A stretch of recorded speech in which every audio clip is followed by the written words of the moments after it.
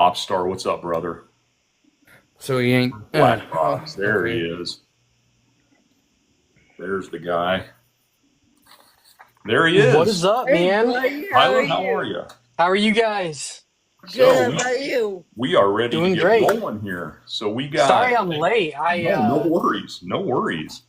So I everybody in must chat, apparently everybody went live at the same time, and I Yeah, scrolled through it, and I was like, he's not on, but yes, you are. yeah, I'm always on. I'm I always on. know. It was actually kind of scaring me that I couldn't okay. find you.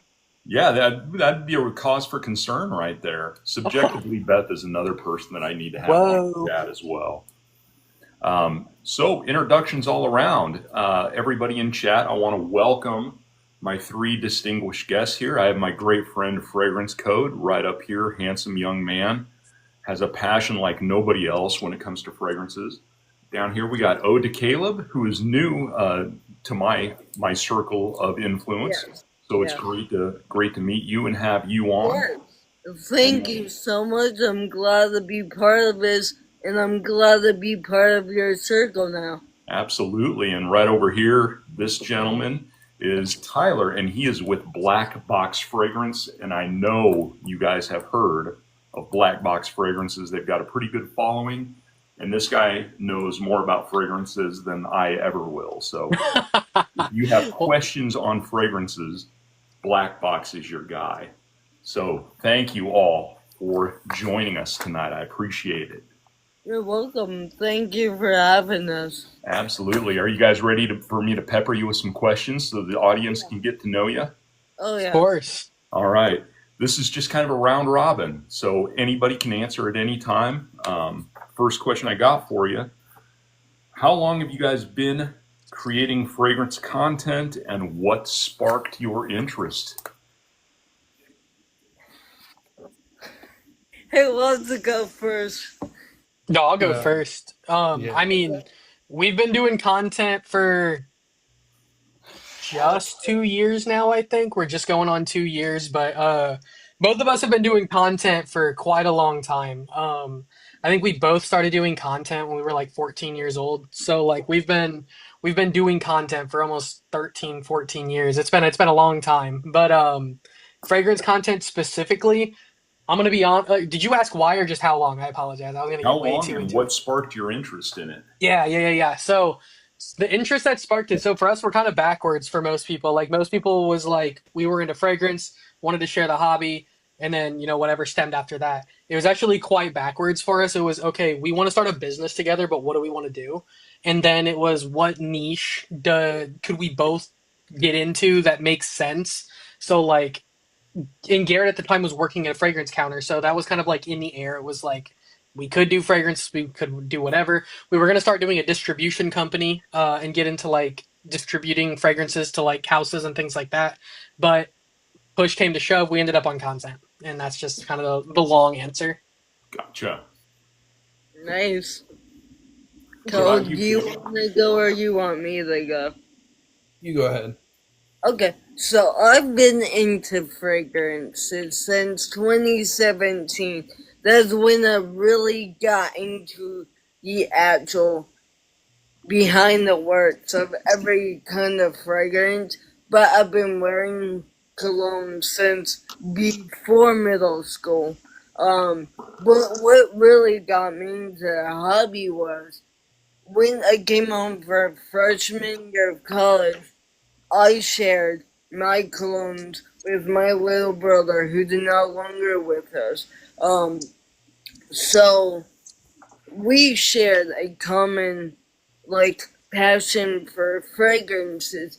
And once he passed, I'm like, I want to do something that we love to do together, and something that he would be super proud of. So that's why I do what I do. That's fantastic. Love it. What about you, Code? So about 2 months ago, um, I was like super depressed, sitting at home, uh, not really sure what I wanted to do. Um, and I was scrolling TikTok, and I saw a video of somebody's hands talking about a fragrance, and they were like just showing their hands, and I was like, oh, like that's like cool, calming voice. So I just went to your page and I started scrolling through, and I feel like I've watched like so many videos of like BallCap just explaining fragrances, and I was like, oh, like I want to know the notes on that one, like I want to know what that smells like, and so one day I just started ordering stuff, and I was like ordering more stuff, and I was in your live one night, and you were like, just go for it, like do something with it. And so that's when I started creating the content. I was, and you know, over time, I feel like it got better. Yeah. I honestly, I knew that I was kind of the one that talked you into doing it, but I had no idea that I was the first content creator that you ever. That's kind of cool. Thank you so much for that. Appreciate that. Sorry, my cats are trying to see what we're doing. No worries. So, so here's another question for you guys, and um, Tyler, this would probably be a better question for Garrett since I know he makes more of your content. But I've seen you make your content, especially your Club de Nuit season content. So, question for you guys all: can you describe your process for creating fragrance reviews or content? How do you go about doing it? So interestingly enough, I am actually the one that you would want to talk to about that. I'm the one who handles processes and stuff on the back end, Okay. with everything. So I kind of keep track of how processes go and things like that. Now, Garrett could probably tell you on a more like conversational level, but I can tell you more on like a strategy level of why we do things the way that we do it and things like that. Please. But when it comes to reviewing fragrances, are we specifically saying like ones that we picked up or ones that were sent to us from other companies? Because the Ones that answer you pick, changes. ones that you pick up. Ones that we picked up. So usually it all starts with like I've heard a review and I'm like, man, that kind of sounds like it would be good. So then I go and buy the fragrance. And when I get it, I usually try to sit with it for a little bit before I make a video. So I try to wear it at least 5 to 10 times before I make a video or before we talk about making videos about it because we want like an authentic review about it. So we can dive into it deep and we can take time to learn about it, see why we like it, see things that are relevant and like close to the same like fragrance wise, and then so we can get a good understanding of the breakdown of the notes and stuff like that. And then that's when we'll start by making the videos. And usually our review processes are like, what is the common review on this fragrance? So, what's the general population say about it? What's my opinion on it? And then should you or should you not get it or check it out? Okay. What about you, Caleb? Well, my husband and I are kind of a team for either Caleb, but I do a lot of the content. But for my processes, I like to make sure I get the product, sit with it for a couple of days. I do in time real unboxings as well. But if I really want to sit down and do the full process, I just sit with it for a couple of days, analyze it, see how it does on my skin, look at the notes. I make sure I do all my homework for a couple of days so I'm knowledgeable to give the best, not only review, but the best content, if I'm being honest, because I want everyone to see realistic, real information being put out about every fragrance. I don't want to be one of those creators that are, oh, you need to get this, you need to get this. I want people to see the real notes. I want them to see for themselves, and I want them to make that decision for them. So, Of course. How about you, Code? I just send it. You just. I just send it. I get it.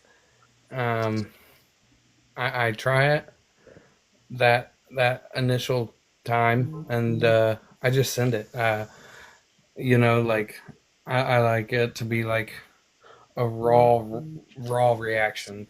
So like it's never like I've bought it before, I looked up the notes before, none of that. It's just like what I'm thinking is in it when I'm smelling it, if that makes sense. Yep. Okay. That's honestly the way I did it when I first started creating content. Was I had, other than Fragrantica, I really had no resources other than trying to explain it in my own terms. Mm-hmm. So we have a comment here from Michael. Appreciate that, but I'm a follower though, and through, let me influence me. Let the masses experience influence me. So I think what he is saying is much like what to Kaleb is saying, and also to a degree what Tyler is saying, is do the research and figure out what your audience is going to be after. And I think, Cody, you've gotten more in tune with that as of recent. I don't know that you send it as much as you used to. Yeah, like lately I haven't really um like I'll look at other people's reviews of it. So Yeah. But I definitely get it. I mean, I think a lot of people look at us, and I use this term lightly because I don't want to be considered an influencer by any means. Mm-hmm. But I think a lot of people look at us as, and Tyler, I'm curious your thoughts on this, as far as the experts in our field, and they seek out not necessarily what they want to hear, but maybe what they should hear or they Yeah, expect to hear. I think so. Because I mean, I think it's if you were to look at your two levels of experts, and we're going to put quotes and experts in the field, you have your reps that work at stores, and then you have content creators who have been in the game for a long, long time. Reps are knowledgeable to an extent because they have their trainings that they go through, but a lot of times reps have this issue where they're not like hobbyists in the field, so they don't know everything or as much as what you would want them to know about the fragrance, so they know what they're told. And so then I think people turn to like influencers or content creators or whatever word that you want to use, into the sense of they're hobbyists because they know, when you're a hobbyist, you're passionate about it, so you know more about the product than what a rep would. So I think that's usually why people would turn to content creators prior to like 3 years ago. 3 years into now, it's just kind of a hype thing. So now people are just watching it because it's the thing to watch. Right. Yeah. I would agree with that. Um, Appreciate you guys with your answers here. So let me move on to maybe take a different left turn here. So how do you ensure that your content is not just accessible but informative for, and we run the gamut here on TikTok. So how do you make it that way for people that are both beginners and experienced fragrance enthusiasts? How do you hit both sides of the sword? It's a tough thing to answer. If I can go first, is that okay? Yeah. So for me, I'm when I first got into fragrances on TikTok, I we were moving, didn't have a lot of money, so I went for fragrances that were great for a budget but yet smell great. So I take my experiences with all kinds of price ranges, all kinds of houses, whether they're designer niche or any other kind of fragrances, and I make sure I include every kind of content in there, either if it's cheap fragrances, more expensive, niche designer. I want everyone to come to my page and feel like there is something for them on there. And I'm all about inclusivity of all kinds of people already. So I just have it added on to what I do. Gotcha. Okay. Code?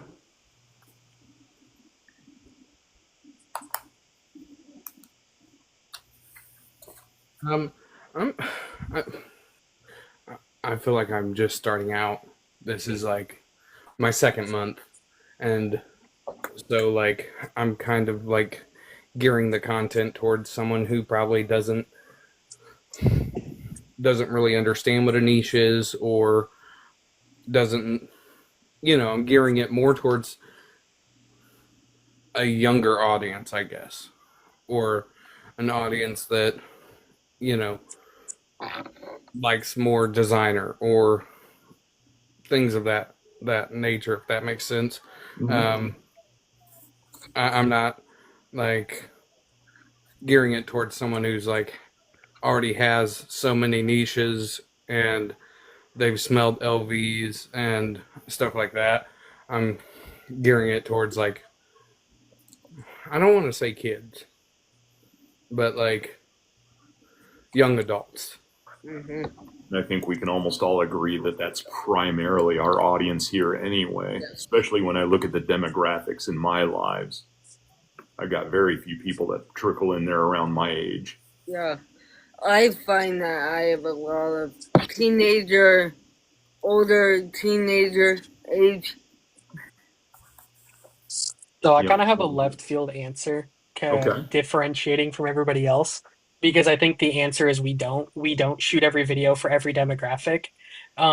So like I said, we have a lot of processes and a lot of things that we have in the back end since we run a lot of our stuff more as a business now. Um, it's more in the sense of every video has a purpose, and the demographic that we're shooting for depends on the video.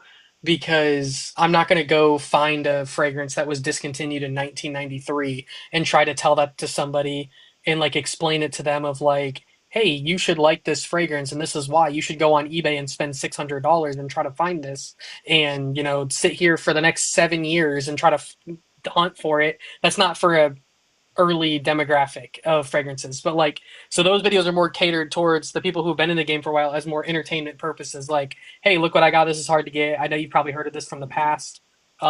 Example being, I'm trying to get a Victoria's Secret Very Sexy for Men.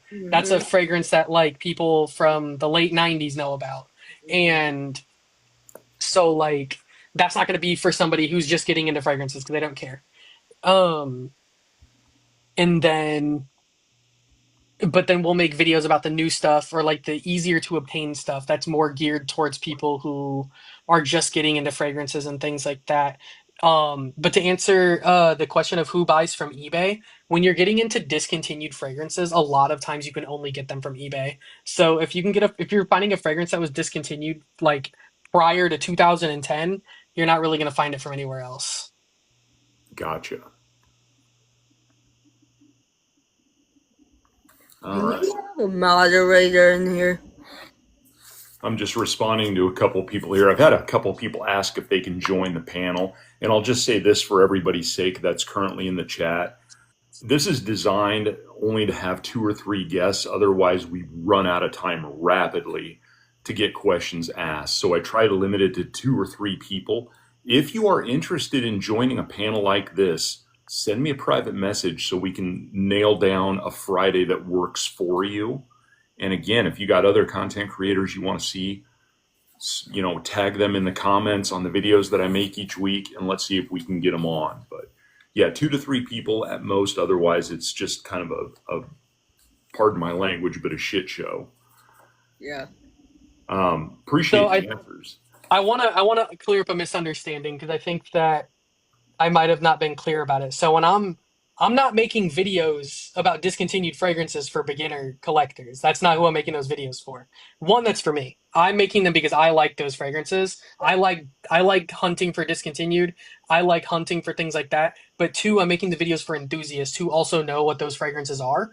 That's not for the person who's just getting into fragrances. And I just wanted to just because somebody had said something about our beginners seeking discontinued. No, not really. But that's not. I must not have made that clear enough, and that's my apologies. No, that makes perfect sense, though. I mean, there's multiple demographics of what we're looking at here, and I would not recommend anyone that's just getting into fragrances, like Tyler said, to seek out Aqua di Gio Absolute at $300 plus on eBay. Fire.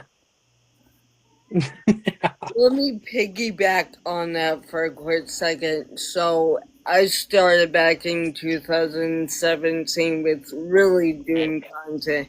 And as of in the last 2 or 3 years, I finally got into doing discontinued Versace fragrances. So at first, I was just about getting fragrances that I liked, just getting into the hobby, and the more that I'm into the hobby as the years go by, the more I want to go into looking for those discontinued fragrances. Gotcha. Okay. Yep, that makes total sense. All right. So let me go here with this one, and this one's more of building and engaging. But how do you guys do that with your audiences? I know Blind Box, you guys got quite a larger audience than the rest of us do. So maybe this is more something as a tutorial for you to help smaller time creators like us grow. But how do you and Garrett go about building and engaging with your audience? CTAs, man, call to actions are the biggest thing you can do to engage with anybody, whether that's comment on this video or that's go look at, this website that I'm a part of.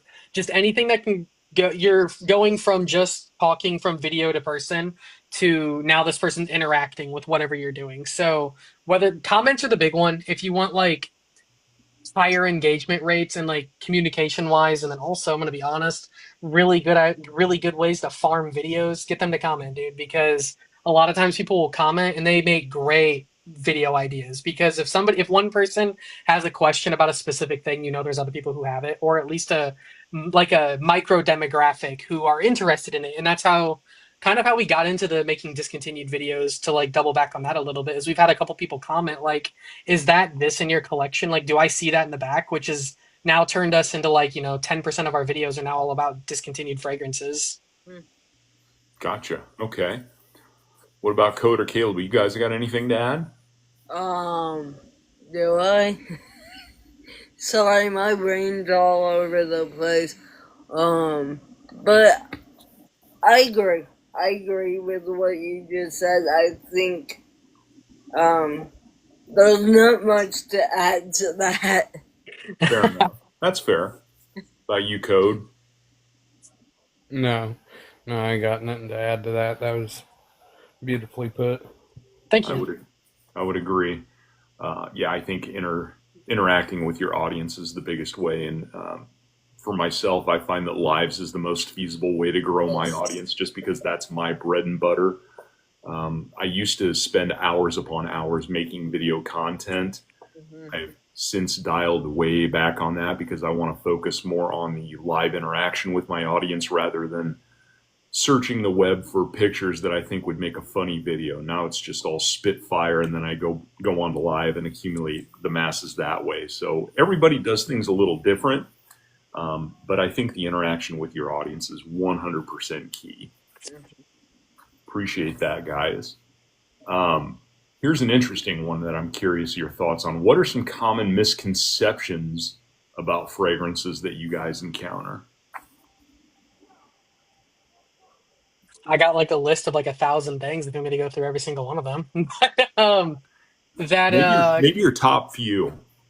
that concentration matters. Mhm.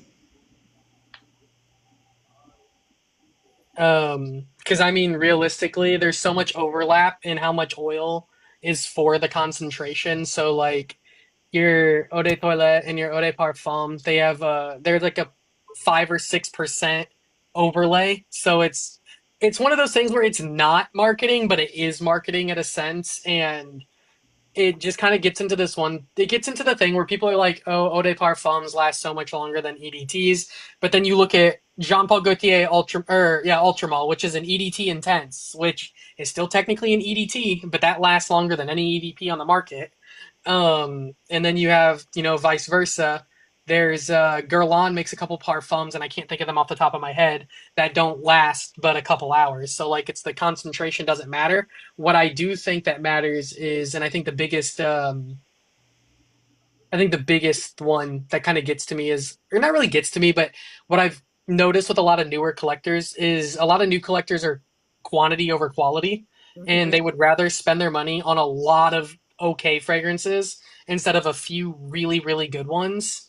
And Mm-hmm. whether that's because of TikTok hype or that's because of they're just not understanding that having a big collection doesn't really mean a lot if you don't like all the fragrances a lot. Right. And I think I would say those two are the two top ones. Mm-hmm. Well, I would hate to admit this, but I'm guilty of the second one that you mentioned in a big bad way. My first 30 fragrances were all dupes, and I can't tell you the kind of hate that I got in the comment section when That I was first me started doing too. dupes. But I loved the fragrances. I really, really did. But since then, obviously, I've kind of steered in a different direction. And I think, Yeah. to your point, Tyler, I think that's. Let me get your thoughts on this because I know all of us have dabbled in the dupes, and we get asked this question time and time again. It's a tale as old as time: dupes versus niche or designer. Which one's better? How do they compare? So, my thoughts on dupes is that dupes give you an appreciation for what they were inspired by.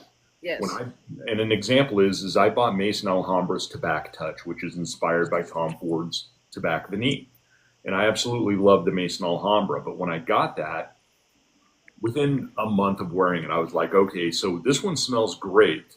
I need to know what the Tom Ford smells like, so I actively sought out the Tom Ford. So I think that the dupe fed in to the purchase of whether it's the designer or the niche. What do you guys think on that, or am I off base? I think it's a good start. I think for a lot of people, dupes are a good start into like, it's kind of like if you're getting into cars, whatever your first car is, which I feel like for the most majority of people, they get Honda Civics as their first car. Honda Civics are a good entry level into what cars can be. Does that mean that Honda Civics innately bad? No. But are Honda Civics innately good? Also no. And Mm, so like not that I don't, not saying that Honda Civics aren't good, but you know what I mean. Like there's so much up. You can go up so far.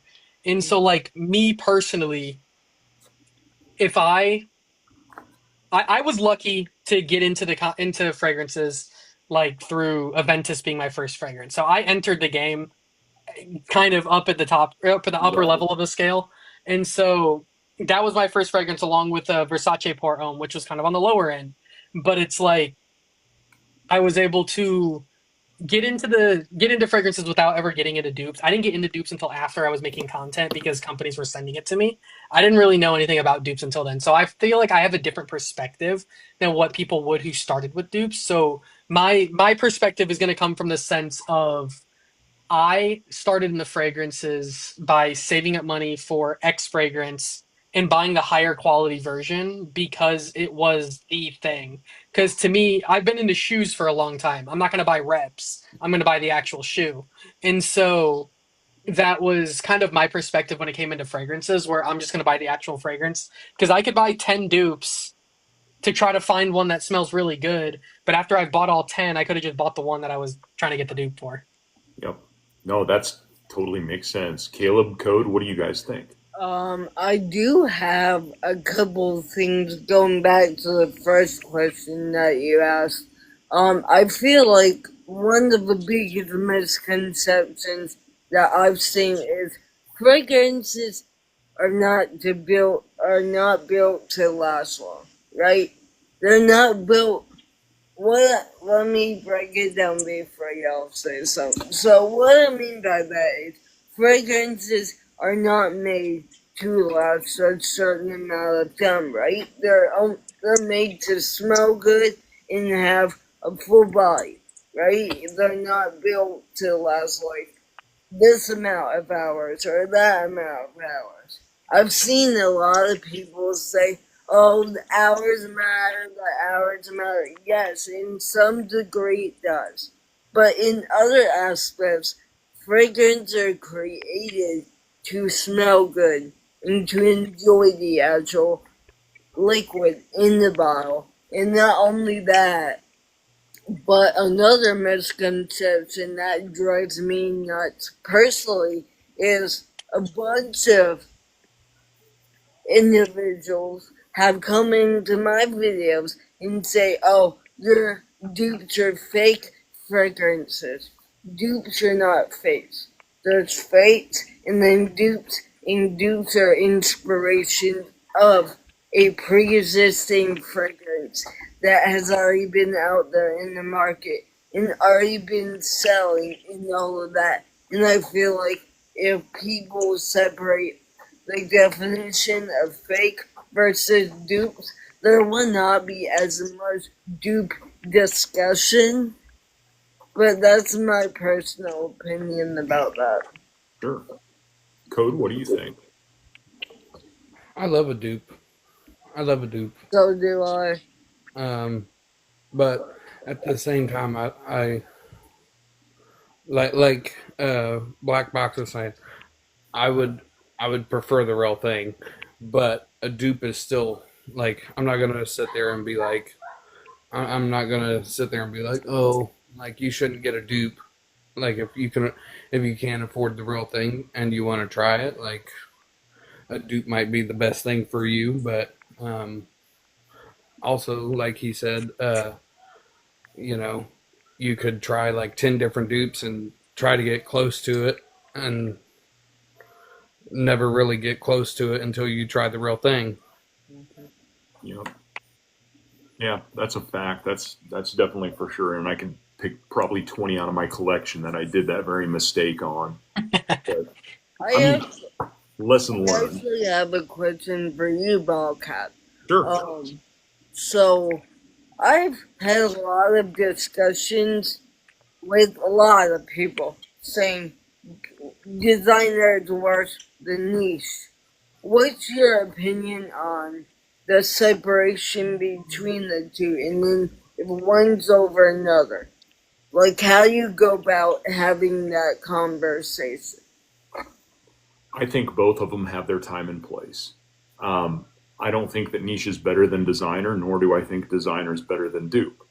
However, if I'm out there actively shopping for a specific note or a specific fragrance, I would say that 60% of the time I'm going to look at the niche line first. 35% of the time I'm going to be looking at the designer line second. And then 5% I'll probably be looking for the dupe, because I'm one that swore myself off I would never buy another clone fragrance again.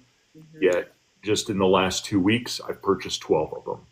So, never say never, but people like to hear about those new dupe fragrances that are coming out. Now, in terms of wearing them personally in my own personal collection, if I were to narrow my collection down, which this is a question that I should ask you guys, if you had to narrow your collection down to 5, because I've been asked this 1,000 times over.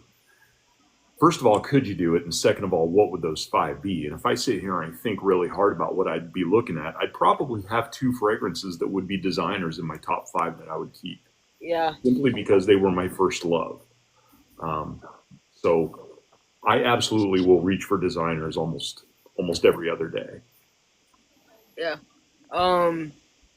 If y'all want to go first, you can. I'm sorry that I'm always going first.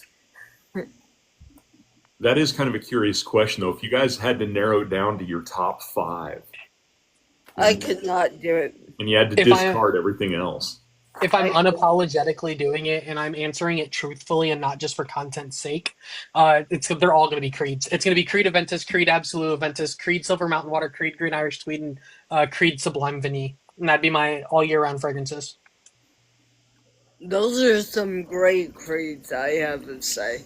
I could not do it. I love every fragrance in my collection. It's very hard to pick and choose which ones I'm gonna get rid of and what I wanna keep.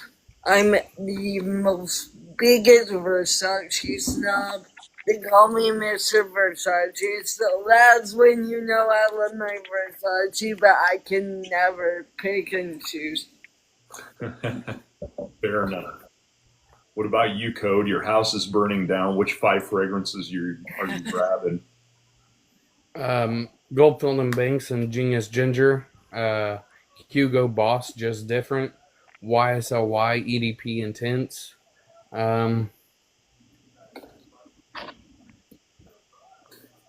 It's where it Jazz gets tricky. Club, and Bleu de Chanel.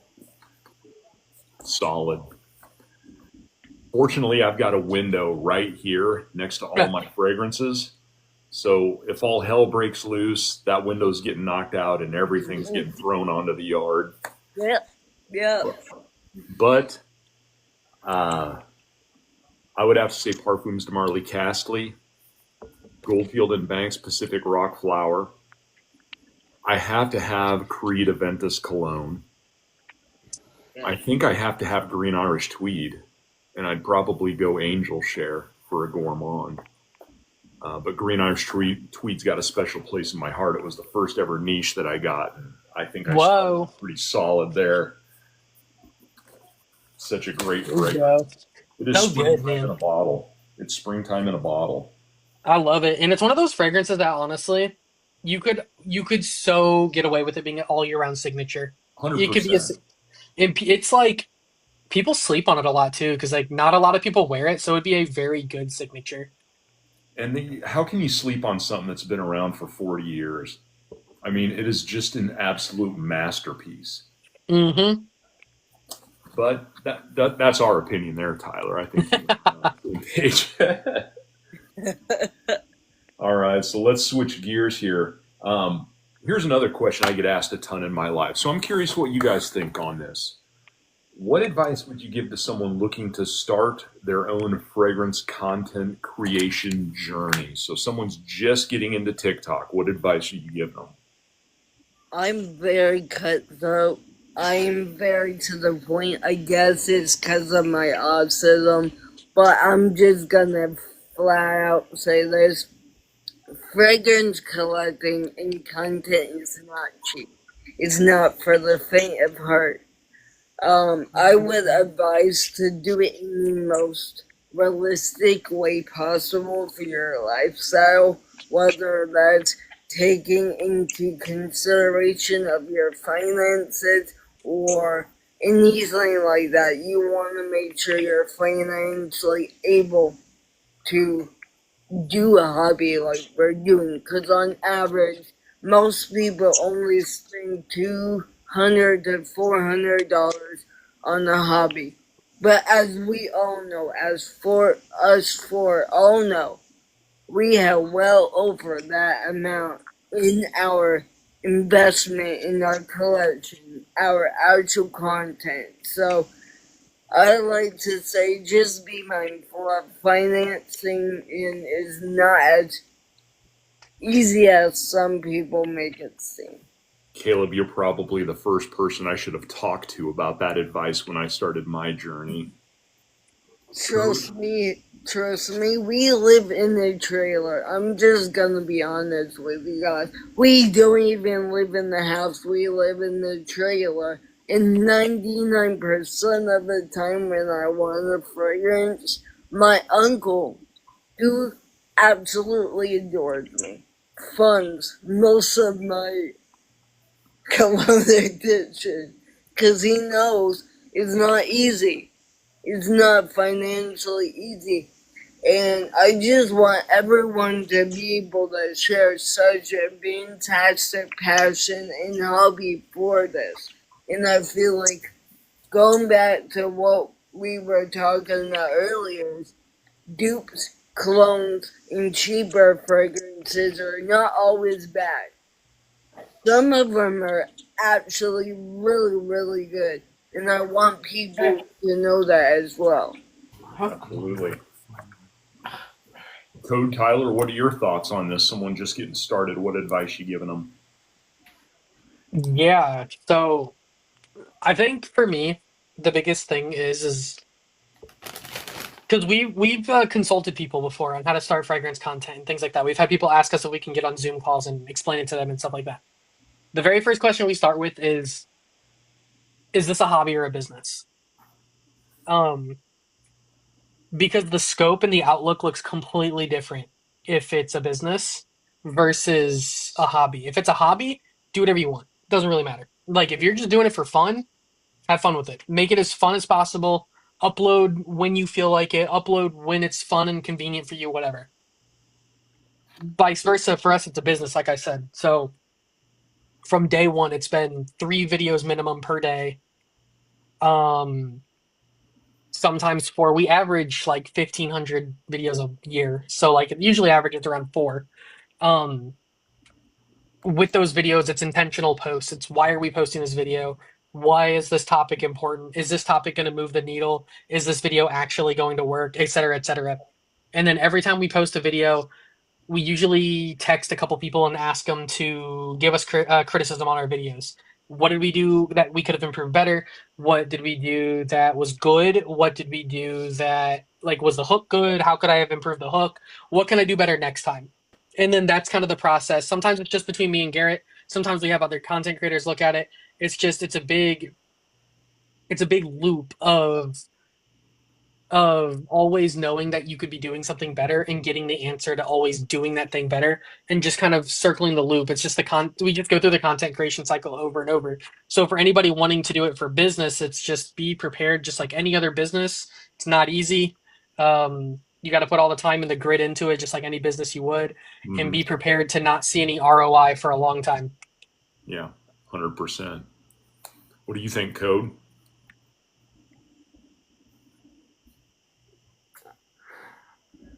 I would say you really have to be passionate about like what you're doing in order to continue to do it.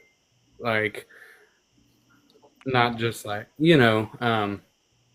like don't get into it if you're not passionate about it, and don't create the content you don't want to create um, for your audience. Like create everything with intention. Yeah, I would agree with that. Um, I think one thing I would probably add to this, especially when it comes to in terms of making content relatable, I think that you need to. It's one thing to get on here and make content and say, "Hey, you know what? Spice Bomb Night Vision smells like green apples, tobacco, and a little bit of pepper." I can say that to somebody, but they're going to be like, "Okay, well, I know what a green apple smells like. I know what pepper smells like. But how do I marriage the two together?" But if you talk about Parfums de Marley Hamdani, and I'm sorry here, Code, but you tell people it smells like Sharpies dipped in barbecue sauce, they're going to be like, okay, I can relate to that. I kind of Yeah. have an idea what he's talking about there. So to be able to put a fragrance in your own words that somebody can envision exactly what it is you're talking about rather than just reciting notes off of Fragrantica, I think that's one way to get you one step ahead in the game and at least get you directed onto the right path. Yeah. So Tribex is saying before I would start fragrance collecting expensive cologne, I would find a passive income before. Absolutely, I think that's a great way to do it. Um, this is as Kaleb said, this is not a cheap hobby. Uh, some people would argue that we're probably all out of our minds. Hmm. I can tell you, I used to own a lawn and landscaping business, so I know what overhead is. Hmm. But I never in my wildest dreams, for someone that had maybe purchased a truck and a trailer and a mower in 1 month, I had never thought for the life of me I would be purchasing 44 fragrances over a 3 week span. So it can get incredibly expensive incredibly fast. Hmm. So definitely caution yourself with how you approach this. Great advice, everybody. I appreciate that. Um, Here's one I think I don't know how much Code and Kaleb have gotten involved in this, but I know that Garrett and Tyler both with Black Box have done an appreciable amount of this. So how do you approach collaborations with other content creators or brands? Content creators is kind of an easy one. It's just shoot them a DM. Hey, do you want to do this video together? And they're like, yep, cool. Then you come up with ideas, talk about it over either a phone call or Zoom or whatever, and then come up with an idea and then execute it, whatever. Brands is in depth. It's a very, very in depth cycle of, for lack of better words, and I apologize my language, it's a lot of bullshit. 99% of the time you're just ran in circles, and then you finally get something that's like bottom of the barrel. They just kind of put together a package and send it to you. Now, every once in a while, you get really, really nice stuff, great presentation, great gifts. I think it was I think it was when Yves Saint Laurent sent us stuff. They sent us a bag, they sent us a private line, and they sent us their whole entire Y line, all in the package. And that was just their like, Wow. they were just like, here you go. We only want you to talk about the private line, but here's all these other ones because we figured you guys would like them. That's Super cool people. And they reached out to us. So they reached out to us. So that's a whole different like whole different thing is they reached out to us, they were whatever. Now we've reached out to companies like we've worked with I don't know, I mean I feel like we've worked with everybody, but like we worked with Azaro. We reached out to Azaro on Instagram and they had sent us this whole thing. I always it's by me all the time. They had sent us this whole thing where they were doing like the Miami trip giveaway and like all that stuff Oh for yeah, the creators. gold briefcase. I remember Yeah. that. Yeah, so they sent us that, and working with them was nothing more than send a DM on Instagram, have a conversation, and they send it out. Now, on the other side of the spectrum, we've worked with Duke Cannon, and we were in the process of work. We were trying to work with Axe. Now, Duke Cannon was an interesting one. We had about 9 interviews that we had to do with them, and 9 conversations, and just like talking marketing strategies and marketing plans, and just all of this stuff, and just they sent us a bunch of stuff, and then by the time it all got here, they were like, "Hey, we don't want to work with you anymore." And then we were like, "Okay, well, that's interesting. Whatever." Um, and then so then like a couple months later, they hit us back up and was like, "Hey, we want to have more interviews." So then we were like, "Okay, whatever." Because I mean, when it comes to that, it's like we're gonna get paid to do things like that. I'm not gonna beat around the bush. We're gonna get paid to do that. And so if they're like, "Hey, we want to talk," we're gonna drop everything we're doing and go talk to them. And so I would say the TLDR of that is working with brands is difficult, but the payoff is wonderful. Right. Caleb, Code, you guys had any chance to work with any brands? I don't want to say too much, but a brand on here that has a big TikTok shop wanted to work with me. They actually followed me and they reached out to me. So here in the next couple of months, we're gonna be doing some amazing stuff together. I can't wait to announce that. I do have one more thing to say about that. If you do want to work with brands, there's 2 ways of going about it, in my personal opinion. You go after what you want, right? You can always send them an email, send them a DM, take the initiative, actually put yourself out there, make a name for yourself. Or you just do what you love, do what you do, and hopefully brands notice you and they come to you. Yep. So It's a two-way street. But you heard it here first, chat, that Caleb here has something in the works, so keep your eyes open for that. yes. What about you, Is that your? Code? Oh, sorry, Tyler. What was that? I was gonna say, is that your first brand deal, Caleb? Yes. And I'm Congratulations. so excited. Awesome. Thank you. That's I worked exciting. really hard and I'm so grateful. Very cool. We're It's only excited up from for you. there. Yeah. It is. What about you, Code?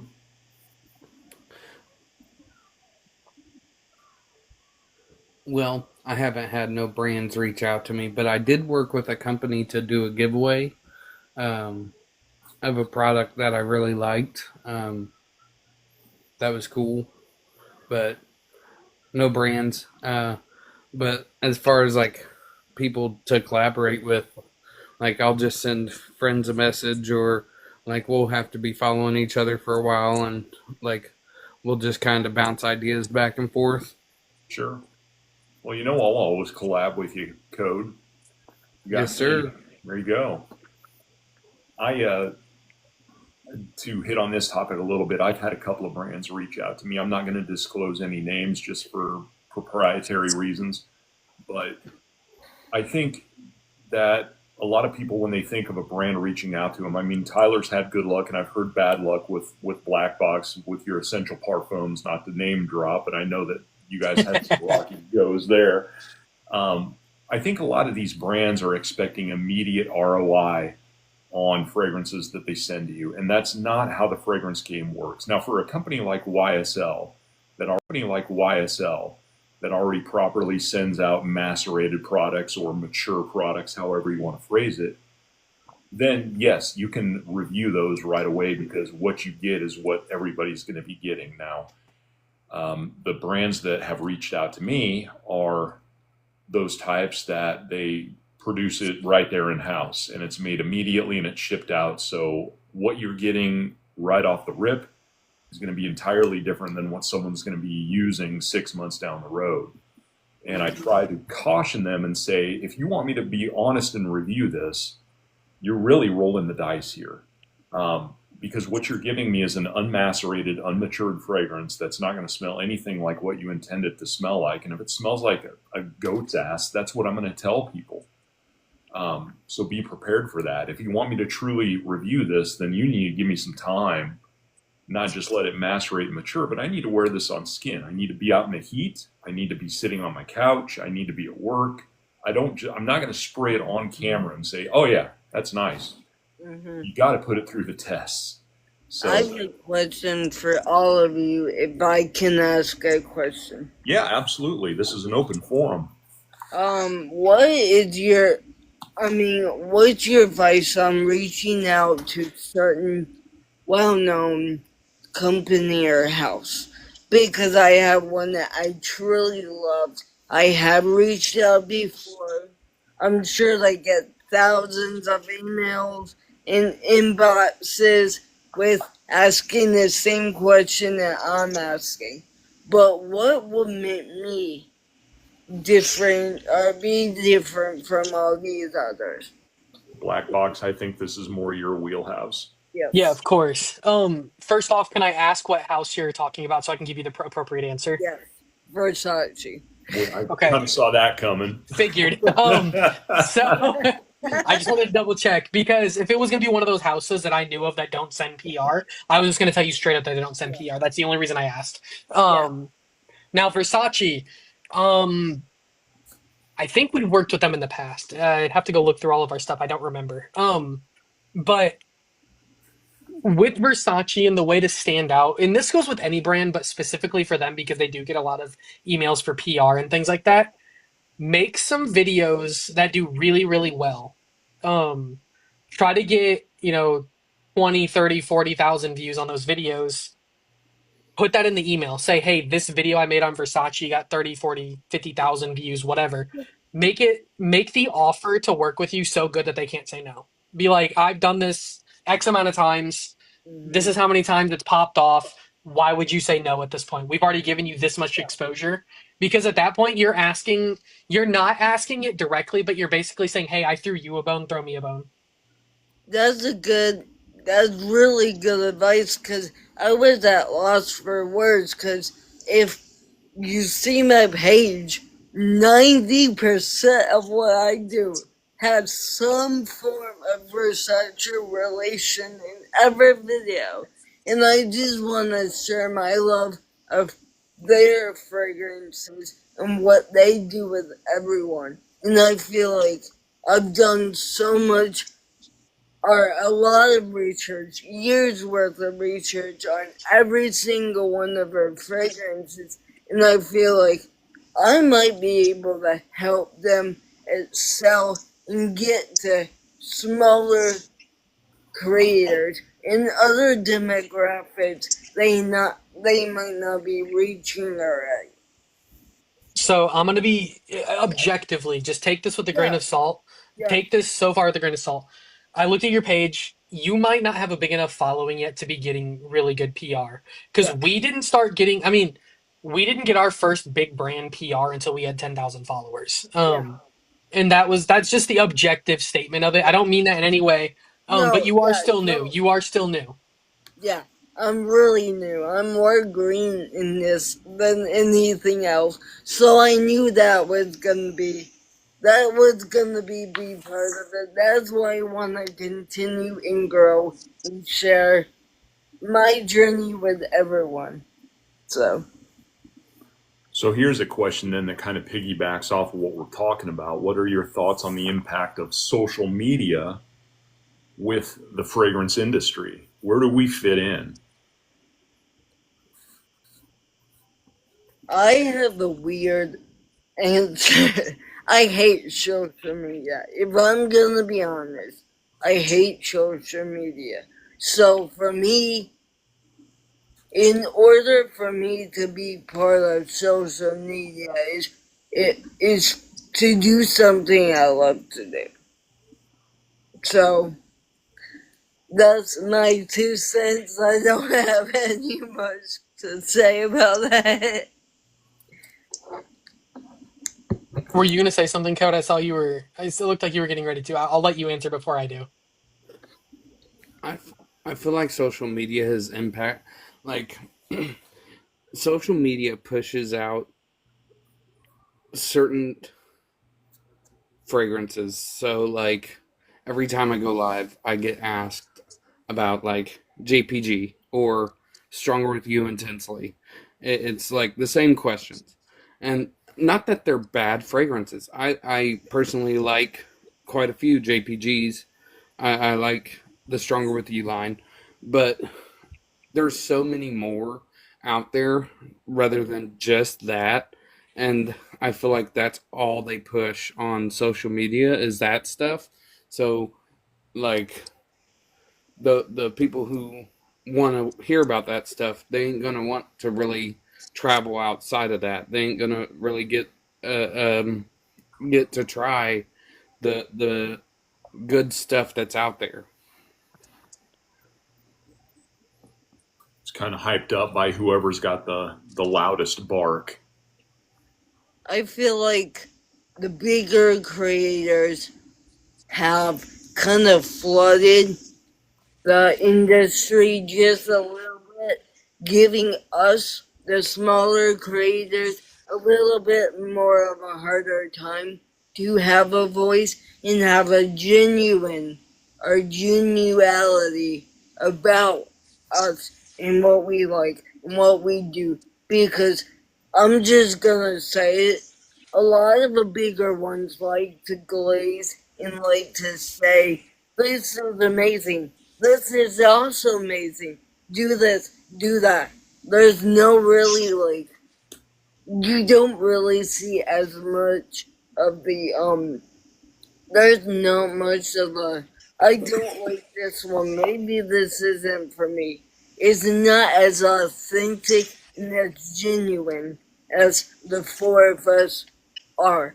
Because they are bigger creators. They have a paycheck coming in from a lot of it. So it's kind of tainted in a way. That's just from what I've seen. I could be wrong, but that's what I've gathered. Sure. Black Box, what say you? Um, so I mean, I think the biggest answer for social media, the impact of social media for the fragrance industry, I think if you zoom out a little bit and look at social media as a tool for all industries, social media is nothing more than the first point of contact for any marketing cycle. So, like, social media is going to be the first introduction to X, Y, and Z product for the consumer before they make the plunge of, I'm going to go purchase this or I'm going to go look at this and things like that. If you look at it in the emotional way, you can look at it in the if everybody in social media is talking about the same thing, it creates social proof. So it makes people think that if everybody's talking about it, something is good. So that's the big way that it can influence. But it's also, it just always circles back to marketing in the sense of it's the first point of contact for a marketing cycle. And with you being in business, you understand how the funnel works. And social media is always at the very top because that's where you can cast the largest net and catch the most fish to start putting them down the funnel. Right. Yep, I would agree with that. I'm kind of on the same page as all three of you. I think that social media is at this point a necessary evil. Um, we're not us specifically, but you do have your big time content creators out there that, as Tyler is saying, is the first point of contact, and then they flood the market. I do feel like I have seen more hype on the Stronger With You Intensely and Stronger With You Parfum, which I'm going to be the first to admit cannot stand the parfum. I think it's terrible. But everybody in my lives asks about it just because it's been flooding the market now for several months. And I feel like when we, not necessarily we, all four of us, but I think by and large, when some of us smaller time creators are trying to create videos of specific products, like the one I just made today, four fragrances that you're probably never going to hear anybody talking about. Amouage, Royal Tobacco, 40 knots from Xerjoff. Nobody ever wants to talk about those other fragrances that lie on the fringe. They all want to talk about the ones that, well, I don't care about that. Talk about this one that Noel Thomas is talking about here. I don't like to steer that direction. I like to be a little bit unique and talk about things that maybe not a lot of people have heard of before. So I agree with all three of you. I think there's a lot of work that we can do as creators to kind of push the boundaries a little bit more, but the small time creators are going to be at arm's length from the big time creators, and they're going to be the ones that continue to drive the platform. So until we get to that point. I mean, I'm going to be honest, I would say a medium-sized creator. I wouldn't consider myself a large-sized creator or anything, but I will 1,000% say that I would say a good 15% of our videos, 20% of our videos are influenced based on we know we're going to make money on a check because of ad revenue. Yeah. We're going to get enough people viewing it. It's like, okay, I'm going to talk about this really popular fragrance because we know people are going to view it. And so I would say that in the terms to, I guess, double back on the question and to like give a more proper answer is social media is influenced by, again, social proof, but also looking into the aspect of what are the benefits of posting this certain thing. So, and I'm not afraid to admit it. There's a lot of times we post a video that we know is just going to make money. Right. And we know that if we post this video, post it for over a minute, we're going to make a few $100s on this video. That's the whole thought path. And like, that's kind of like the thought path a lot of times. We like the fragrance, but we wouldn't have talked about it as much as we would have if it wasn't for the check. Right. I would agree with that. I make the jokes in my lives every now and then that if you throw a few $1,000s at me, even I would start liking Stronger With You Parfum a little bit. So, money talks, but I like to say to myself that I want to keep my integrity, but I also understand where, Tyler, you're coming from, because you do have to pay the bills. There is a line though, because we won't promote things that we don't like, but we make more content on things that we do like that we know we're going to do well because we're going to get the views to get the TikTok ad revenue or what do they call it? The creative program. We're going to get the money from the creators program, creator fund. Right. Yeah. So. Are my cats. Allie, get down from there, please. You need your water gun. Yeah. So let's talk about something that's challenging and in terms of creating content. What are some of the most challenging aspects that you guys find when you're creating content? The negative comments. Go ahead, Code. Oh, sorry. Go ahead, buddy. Go ahead. The internet is an interesting place, but at the same time, the people viewing it could interpret it in a way to like you're allowing people to see a part of your life, right? So like then in turn they feel like they can speak to you in a certain way, like, oh, you only have this, or you're not that good of a person because of this, or you don't have an LV, so you're not a real collector, things like that. Right. I would say personally, it's all the negativity. I'm not sure if you guys experience negative comments on the daily, but I'm one that has to filter through at least 50 to 60 comments every couple hours, either whether it's because I'm I'm disabled, I look different, I sound different, or because I am who I am and who I identify as. They like to just go vulture on me. And that's the one thing that yeah.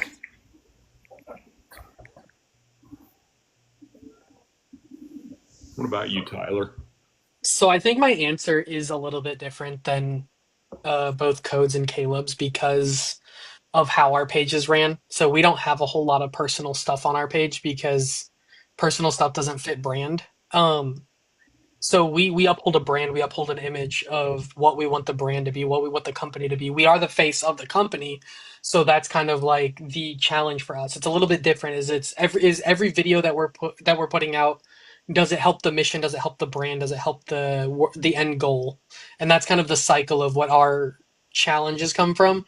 We don't really take a whole lot of negative. We don't really get a whole lot of negativity in the first place, but we don't take a lot of it to heart when we do because it doesn't meet brand for us to care. We're not posting videos because of us. We're posting as a brand, not as individuals. That's fair. So it's a little bit different for us. It's a little bit different. It's less emotional on our side, I guess, is the big thing. Yeah.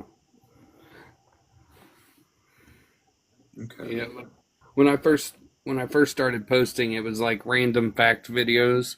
So like if you look, it's like I have like 2,000 something followers, but most of them are came from when I was posting random everyday facts.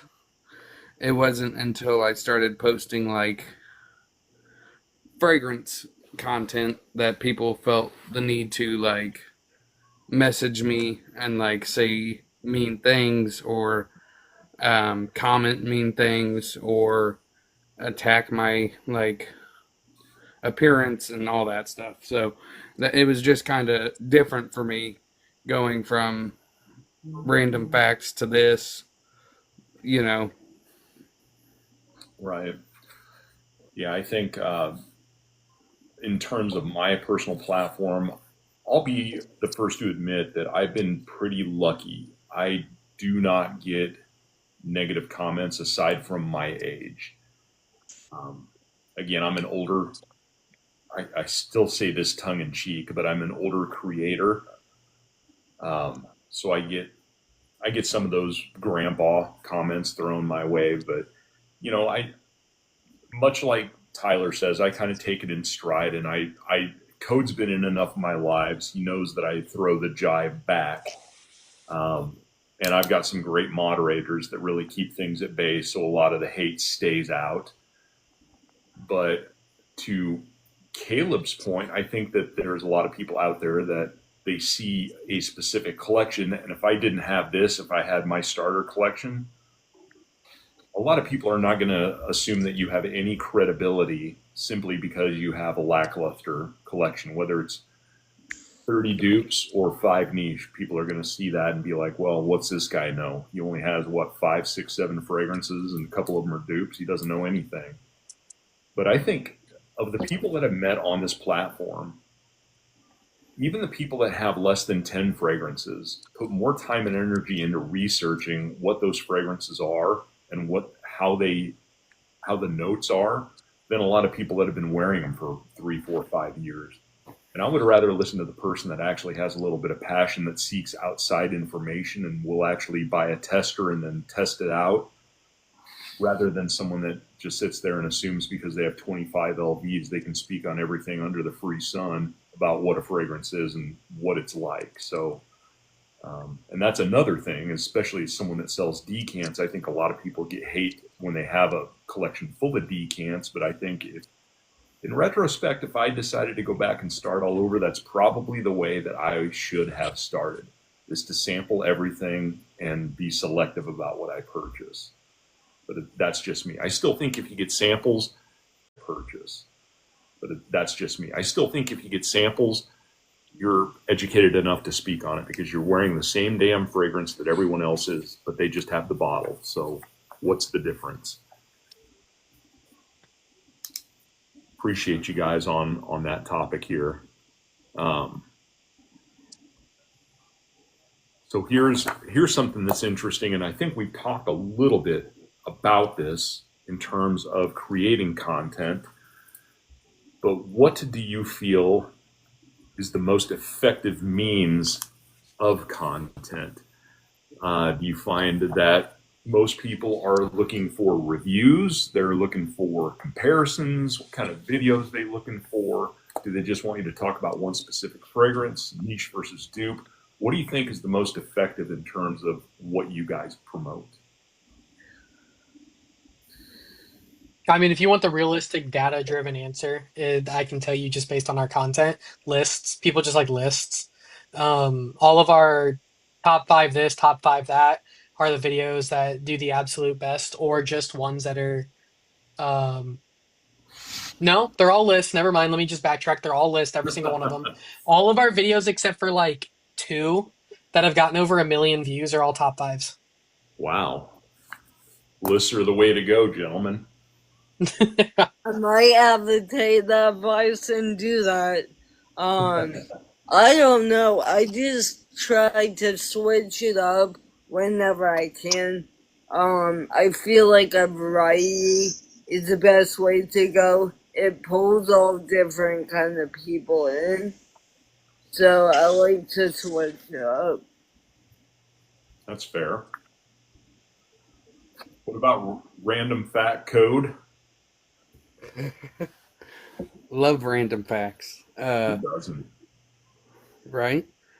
For me, it was when I was reviewing services, decanting services, discounting website services, and stuff like that. Like letting people know what they're going to get when they buy from this person or that person, or what someone can expect from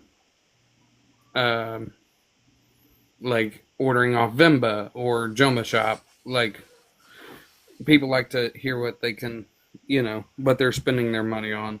Right. Yeah, I hate to admit that I 100% agree with Tyler on this. My most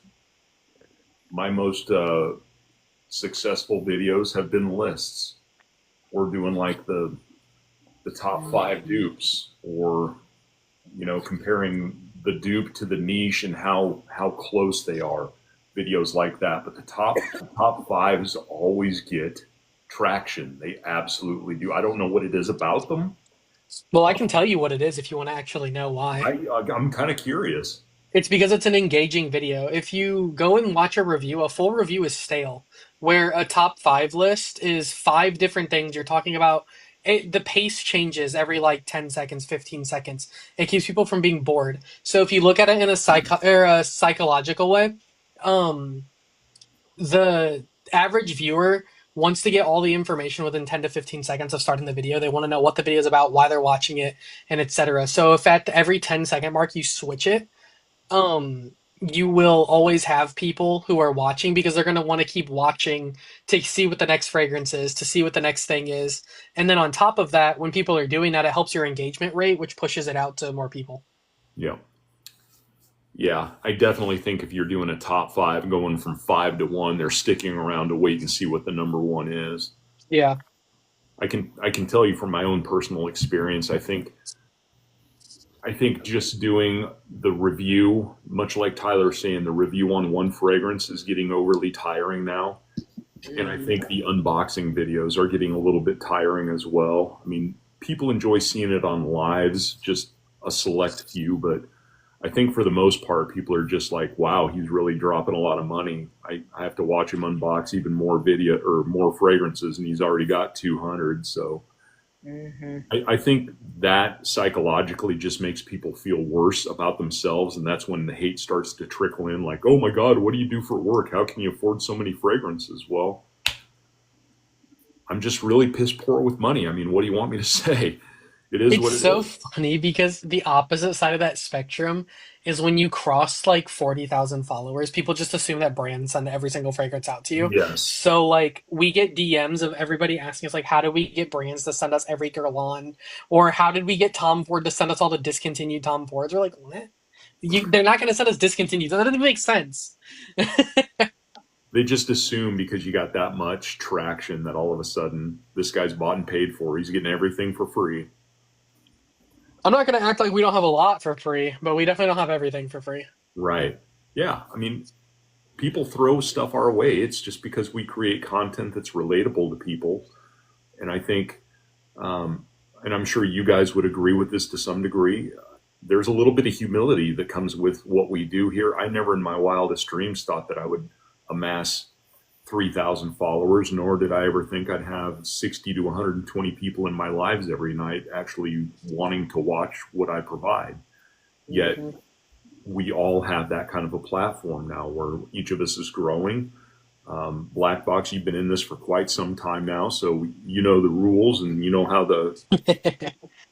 to do everything correctly. So it certainly helps when you would call yourself medium. I would say you're a pretty large content creator, but it's always great to have someone like you that can come in here and shed a little light on what it is that you have done successfully in the past to help smaller individuals like ourselves try to grow, because I definitely think there's enough for everybody here to sit at the table and feast.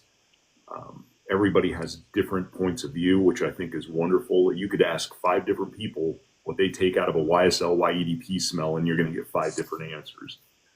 So it's just wonderful to have that kind of not just interaction, but exceptions to the rule when it comes to what a fragrance smells like or what it should be doing. Mm-hmm. So I love that. So in chat here, I know we don't have a whole lot of people in chat, but if anybody's got any questions for our panel, we just have a few minutes left on our broadcast here. If you guys have any questions, feel free to shoot them through and we will answer them to the best of our abilities. We don't get too many questions. I think they just kind of honestly like to sit there and listen for the most part, which is fine. Every now and then we'll get questions, but it's like, hey, do you have any JPG? So, well, that's a good question. So what's next for everybody?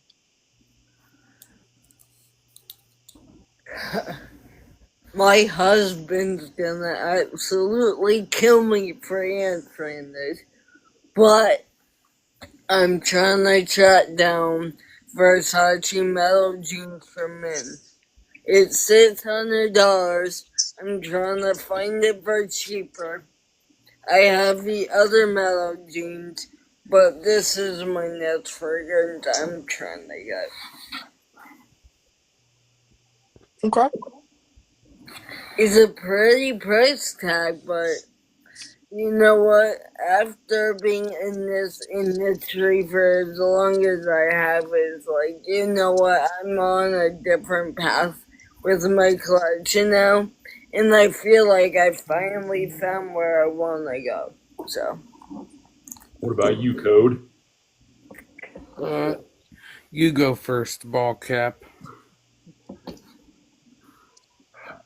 I honestly think my end game is I'd like to have and this probably comes no shock to anybody, but I'd really like to have a fragrance podcast. I love talking to people about fragrances. I don't know that I want to be the Joe Rogan of fragrances, but I would love to be able to have that kind of platform where that would be my daily. I love doing decants, and the profit that I get out of that goes into new fragrances for everyone else to sample. But I'd like that to get to a point where I just have the volumes go all the way down on like 95% of them. So I've just got maybe 5 fragrances left so that I can live off of those and be content. So eventually I'd like to get to the point where I can narrow my collection down and call it good and be satisfied with that, and then be doing the podcasting type of thing. I think that's kind of my end game. Okay.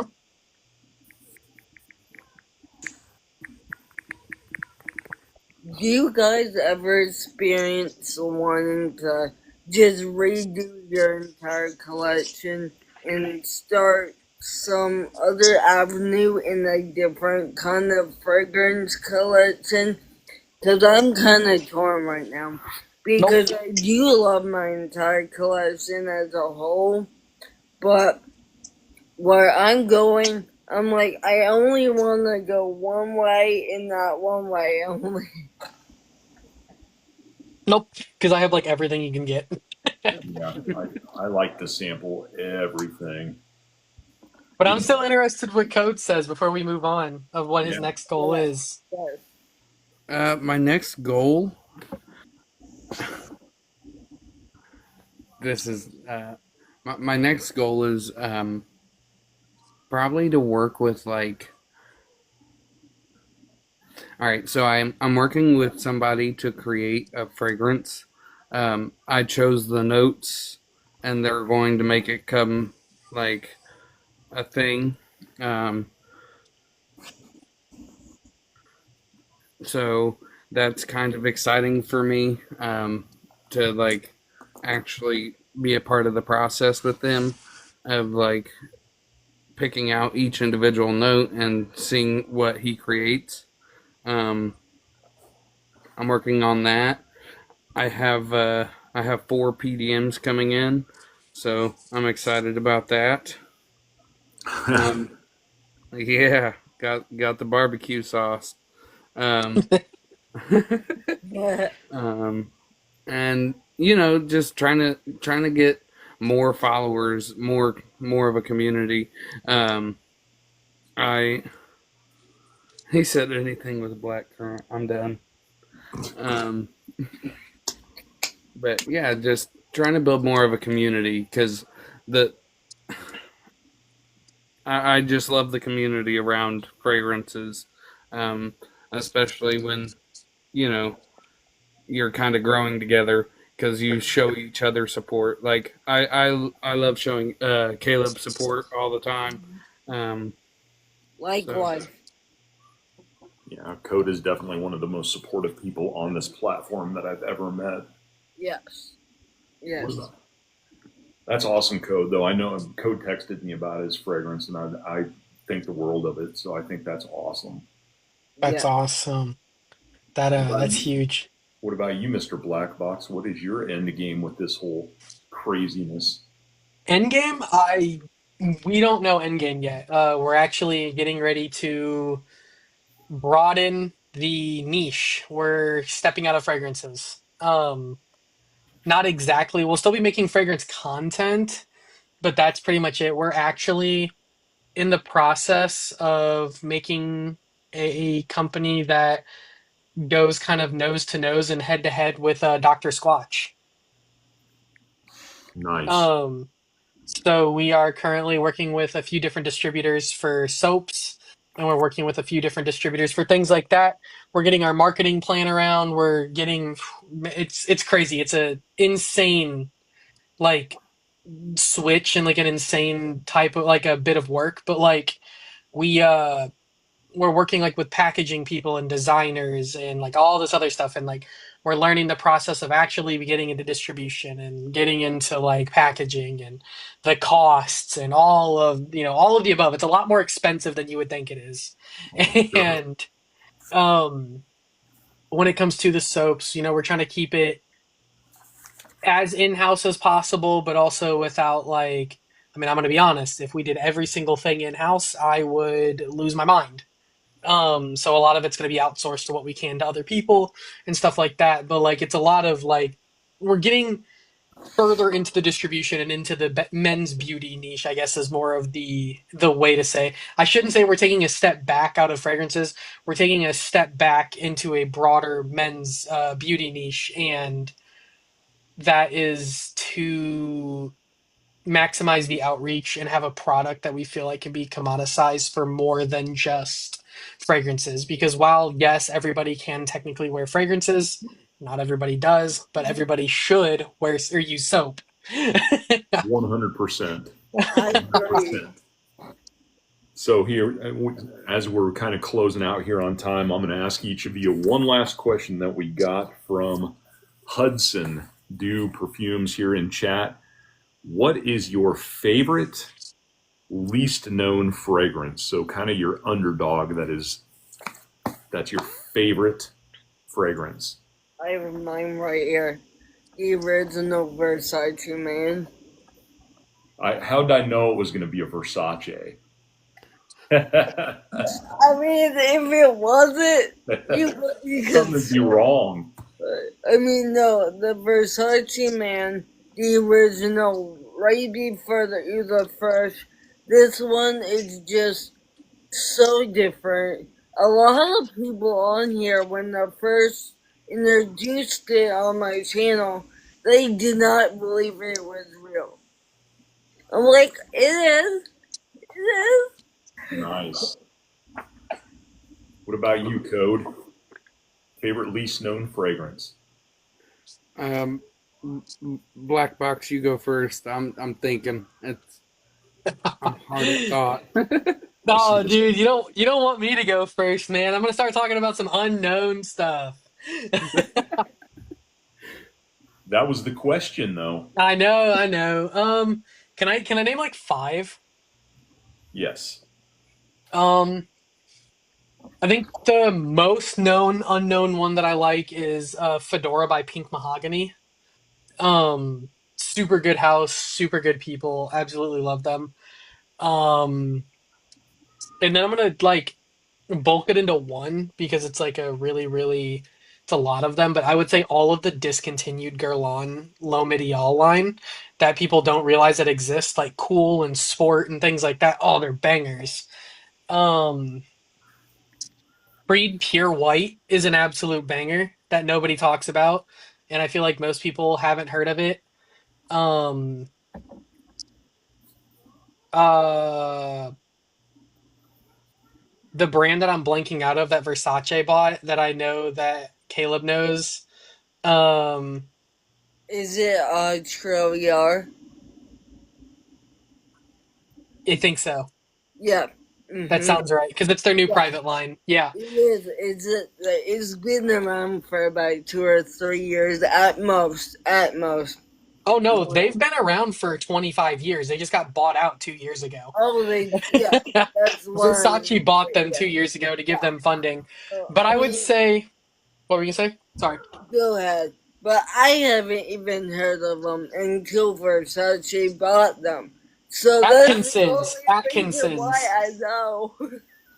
Yeah, no, Atkinson's is good. But I would say, the number one fragrance that I would say that has a good history to it. So I like fragrances that have good history. Hmm. I like fragrances that have a meaning and have like things and how they paved the way for other fragrances. Um, Houbigant Fougere Royale is probably my favorite fragrance that I would say nobody knows. Which is interesting because it was the first Fougere fragrance ever made. Really? Um, it was made in 1812, and a lot of people don't know about it. It got reformulated in 2010, but up until 2010, it was the same formulation, same everything since 1812. But they had to redo it because of the oak moss ban in like Europe and stuff like that. So they had to redo it in 2010. But Fougere Royale by Houbigant is super good. I knew that Tyler was going to throw out some fragrances that I had never heard of before. He is renowned for that. Hmm. All right, Code, what do you got? So I'm gonna go with this private perfumer. Um, his name's Deontay Taylor. He runs a business called Tailor Made for a King, and I'm gonna go with his Noir King elixir. I can't explain it. It's very fresh, but at the same time, it's kind of like lavendery, smoky kind of. It's really nice. And I really like everything he sent me so far. Nice. I think if I had to pick one, you all know that I'm going to lean into the PDM line, but my least known favorite fragrance is Parfums de Marly Shag Ya. I think it's the most interesting oud scent that Parfums de Marly created right up front. It's a tad bit sweet. It almost comes across as Mancera oud, but the dry down is next level. The dry down on it is absolutely incredible. Yeah, I like Shaggy a lot. It's really good, especially.